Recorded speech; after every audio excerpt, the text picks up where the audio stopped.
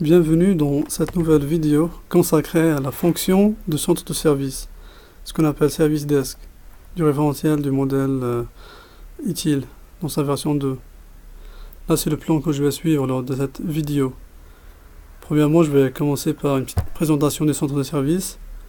Deuxièmement, c'est la maturité du centre selon son appellation. Quels sont les objectifs du centre de service, les activités, les éléments d'entrée-sortie, et enfin, lister quelques indicateurs clés de performance afin de mesurer la performance du centre de service. Présentation.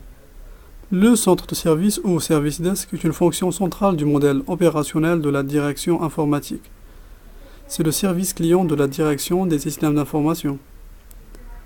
C'est une fonction qui joue un rôle stratégique en matière de qualité et de satisfaction. Le centre de service représente le point unique de contact des directions utilisatrices, ce qu'on appelle SPOC pour Single Point of Contact, et c'est pour l'ensemble des services proposés par la direction informatique. Vous avez un incident à signaler? Appelez le centre de service, ou bien lui envoyez un mail à l'adresse support-servicedesk@monentreprise.com. Vous avez besoin d'une demande de réinitialisation de mot de passe? Contactez votre service desk.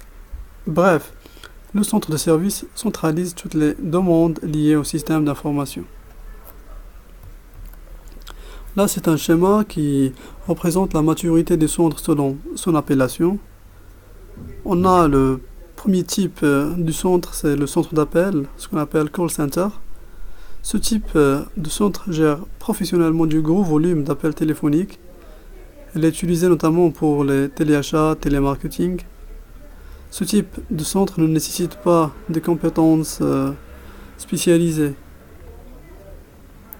Deuxième type, c'est le centre de support, ce qu'on appelle helpdesk. Ce type de centre coordonne et résout les incidents le plus vite possible et s'assure qu'aucune requête n'est perdue, oubliée ou ignorée.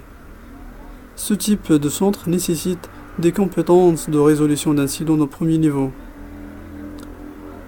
Et enfin, il y a notre centre de service, et c'est l'objet de cette vidéo, qui intègre les processus métiers dans la gestion des services IT.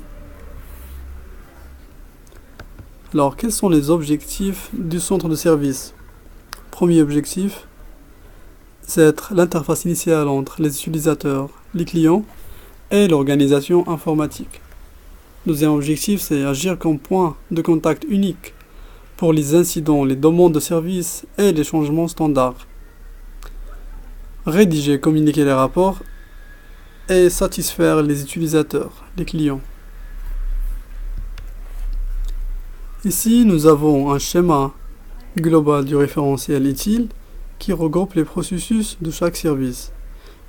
Nous voyons ici que le centre de service est localisé dans le service support.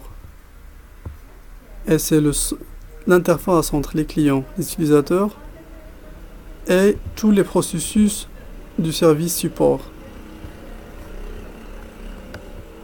Les activités du centre de service, c'est recevoir, enregistrer, établir des propriétés, suivre le statut de tous les appels, bien toutes les demandes reçues par mail, ça dépend du type de canal utilisé. Transférer les appels vers d'autres structures de l'organisation, générer les rapports sur les appels et la qualité du centre de service, fournir le support du premier niveau, par exemple en procédant avec les utilisateurs à un diagnostic, je dirais basique, débrancher, rebrancher un câble, vérifier si un ordinateur, une imprimante est bien alimentée, tenir les clients informés du statut et de l'évolution de leurs appels, coordonner les groupes de support de niveau 2, niveau 3 et les prestataires externes. Si un incident ne peut être résolu au niveau 1, c'est-à-dire au niveau du centre de service, ce dernier peut escalader vers les niveaux supérieurs, à savoir niveau 2, niveau 3, ça peut être vers les administrateurs, les experts, les prestataires. Et enfin, le centre de service clôture les incidents après confirmation du client. Ici, un schéma basique qui présente plus ou moins quelques éléments d'entrée-sortie. Ici, c'est les clients. Ils déclenchent l'émission des demandes qui déclenche donc l'ouverture d'un ticket auprès du centre de service. Donc ça, c'est un élément d'entrée. L'émission des demandes peut être via mail, web, appel, etc. Là, on a dit c'est le centre de service qui centralise toutes les demandes clients. Et comme élément sorti, ça peut être la solution. S'il est traité au niveau du centre de service, ça peut être une escalade. S'il est escaladé vers d'autres niveaux supérieurs, ça peut être l'information.